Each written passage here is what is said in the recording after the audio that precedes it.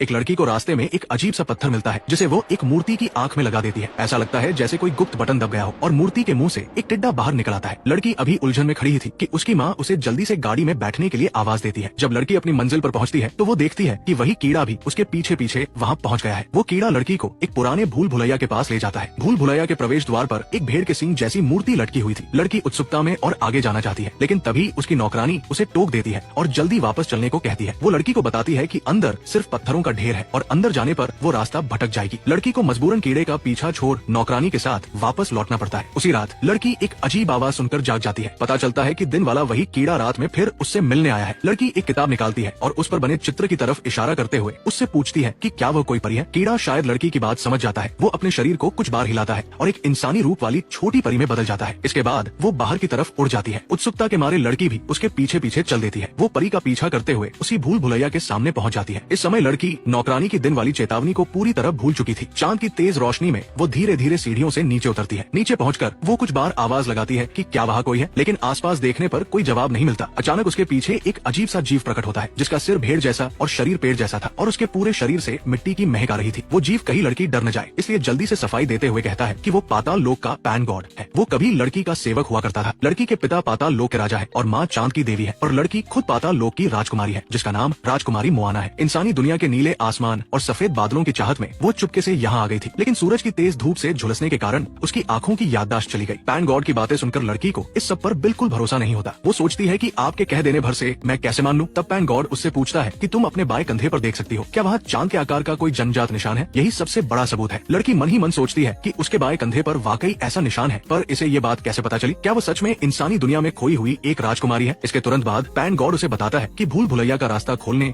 और पाताल लोक वापस लौटने के लिए उसे पूर्णिमा से पहले किताब में दिए गए निर्देशों का पालन करना होगा। इसके बाद वो लड़की को एक किताब सौंपता है और हिदायत देता है कि जब वो बिल्कुल अकेली हो तभी इसे खोले, क्योंकि तभी इसमें करने वाले काम दिखाई देंगे। लड़की से रहा नहीं जाता और वो तुरंत किताब खोल कर देखती है, लेकिन उसमें कुछ भी नहीं था। जब तक लड़की का ध्यान वापस लौटता, पैन गॉड वहाँ से गायब हो चुका था। अगले दिन नहाते समय जब आसपास कोई नहीं था, लड़की चुपके से कोने में छुपाई हुई किताब निकालती है। जब वो उसे दोबारा खोलती है तो किताब पर सचमुच कुछ शब्द उभर आते हैं। निर्देशों के अनुसार उसे घर के पास एक सूखा हुआ बड़ा पेड़ ढूंढना था जिसके अंदर एक विशालकाय मेंढक रहता था। उस मेंढक ने पेड़ की ग्रोथ को रोक रखा था। अगर वो उसके मुंह में 3 जादुई पत्थर डाल दे और उससे सोने की चाबी हासिल कर ले तो वो पेड़ फिर से हरा भरा और घना हो सकता था। लड़की को घर के पास वो पेड़ मिल जाता है। वो अपने ऊपरी कपड़े उतारकर एक टहनी पर टांग देती है और हिम्मत जुटाकर पेड़ की जड़ के खोखले रास्ते से अंदर रेंगने लगती है। पेड़ की जड़ें पूरी तरह सड़ चुकी थी। अंदर का माहौल बहुत उमस भरा और अंधेरा था और चारों तरफ घिनौने कीड़े मकोड़े थे। लड़की हिम्मत करके खोखले रास्ते के आखिरी छोर तक पहुंचती है और वहाँ सचमुच एक बड़ा सा मेंढक बैठा था। लड़की मन ही मन सोचती है कि आखिरकार मैं भी एक राजकुमारी हूँ, मुझे सीधे लड़ाई झगड़ा नहीं करना चाहिए। इसलिए वो पहले प्यार से बात करने का फैसला करती है। वो मेंढक को समझाने लगती है और उससे पूछती है कि वो क्यों इस गुफा पर कब्जा जमाकर पेड़ को बढ़ने से रोक रहा है। क्या उसे इस बात का कोई पछतावा नहीं है? मेंढक मन ही मन सोचता है कि ये लड़की वहाँ खड़े होकर क्या बड़बड़ा रही है, मुझे तो कुछ समझ नहीं आ रहा। तभी उसका ध्यान लड़की के गले के पास मौजूद एक कीड़े पर जाता है। ऐसा लगता है कि मेंढक को बातों से समझाना नामुमकिन था, इसलिए लड़की 3 जादुई पत्थरों को कीड़ों के साथ मिला देती है। मेंढक भी बिना सोचे समझे उन्हें फटाफट निकल लेता है। इसके तुरंत बाद उसके पेट में भारी उथल पुथल शुरू हो जाती है और वो उल्टी करके बहुत सारा चिपचिपा कचरा बाहर निकाल देता है। इस तरह लड़की को आसानी से वो सोने की चाबी मिल जाती है। रात के समय जब वो भूल भुलैया में पैन गॉड से मिलने जाती है तो पैन गॉड उससे वो सोने की चाबी नहीं मांगता, बल्कि उसे संभाल कर रखने को कहता है, क्योंकि आगे के 2 टास्क में इसकी जरूरत पड़ेगी। इसके बाद पैन गॉड लड़की को एक चाक देता है और बताता है कि दीवार पर इस चाक से